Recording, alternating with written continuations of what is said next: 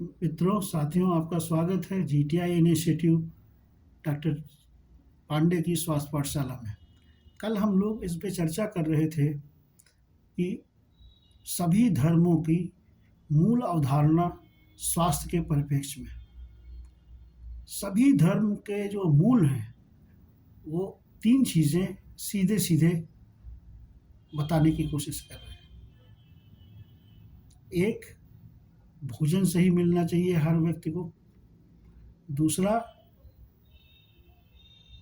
आप लोगों को क्षमा करना सीखें, फॉरगिवनेस। तीसरा, आप केवल कर्म करें, बाकी फल की इच्छा या कोई परेशानी आपको हो वो हम पे छोड़ दें। हमारे जितने भी धर्म हैं उसमें एक चीज़ कही गई है कि गरीबों को, वंचितों को भोजन उपलब्ध कराएं। वो कोई भी बहाना हो सकता है, आपका जन्मदिन हो सकता है, आपका पुण्यतिथि किसी आपके घर के किसी व्यक्ति की हो सकती है, या आपकी वैवाहिक वर्षगांठ हो सकती है। विभिन्न तरह के अकेजन आप करते हैं घर में और उसमें आनंद उठाते हैं। ऐसे समय में हमारे ग्रंथों में कहा गया है, आप कहीं यात्रा करके लौट के आएँ तो आप लोगों को बुला के भोजन कराएं, सामूहिक भोजन की व्यवस्था करें, जिससे कि आपके समाज में वो लोग भी भोजन प्रचुर मात्रा में पा सके जितनी उनकी आवश्यकता है, जिनको नहीं मिल रहा है। दूसरा, लोग गलतियां करते हैं, हम भी गलतियां करते हैं।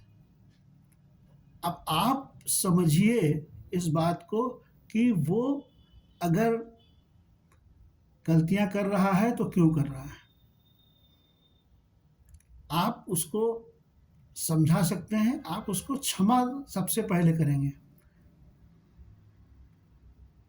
तीसरा, ईश्वर ने कहा है, या जो भी शक्ति है इस ब्रह्मांड को चला रही है, वो पूरे रूप से उसने कहा है, अपनी परेशानियां मुझे दो, अपने सुख मुझे दो, फल की इच्छा मत करो, बाकी सब मुझ पे छोड़ दो। आप अपने घर में देखिए, आपके पिताजी हैं या कोई बड़ा है, अगर आप जो है उनके पास जाते हैं और अपनी समस्या रखते हैं और वो कह देते हैं तुम चिंता न करो हम हैं, तो आपका सारा बोझ खत्म हो जाता है, आप निश्चिंत हो जाते हैं, आप तो तनाव मुक्त हो जाते हैं। इसलिए इसी तरह से बड़े परिप्रेक्ष्य में ईश्वर का रूप है, तो हमारे जो बुजुर्ग हैं वो ईश्वर का रूप ही हैं।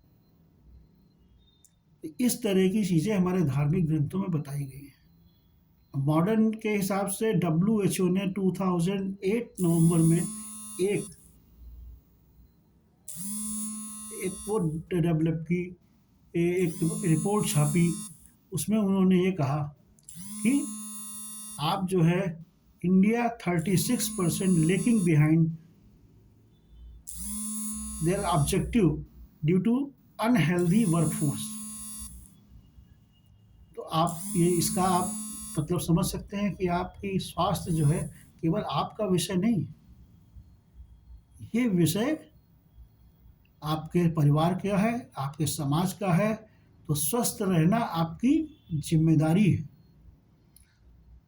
और इसीलिए हर धर्म में इस चीज़ को बताया गया है कि आप स्वस्थ रहेंगे तो आपका परिवार स्वस्थ रहेगा, समाज स्वस्थ रहेगा, देश स्वस्थ रहेगा, और अलग अलग देश के साथ भी आपके संबंध अच्छे रहेंगे तो वहाँ भी लोग।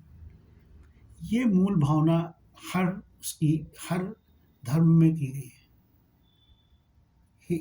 सनातन धर्म में भी की गई है। सनातन धर्म एक्चुअली वो किसी वर्ग के लिए नहीं बना था, वो संपूर्ण मनुष्य जाति के लिए, पर्यावरण के लिए, पशु पक्षियों के लिए को इंगित करता है, उनकी तरफ ध्यान ले जाता है। इसलिए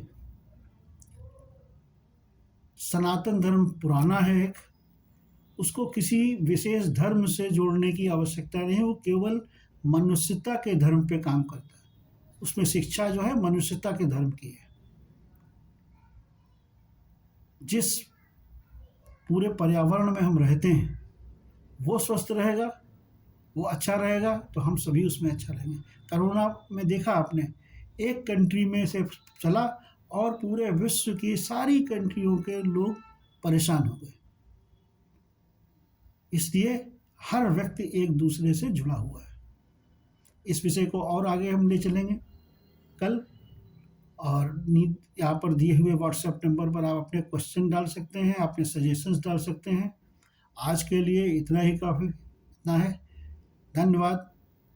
आप अपने कमेंट्स ज़रूर डालें।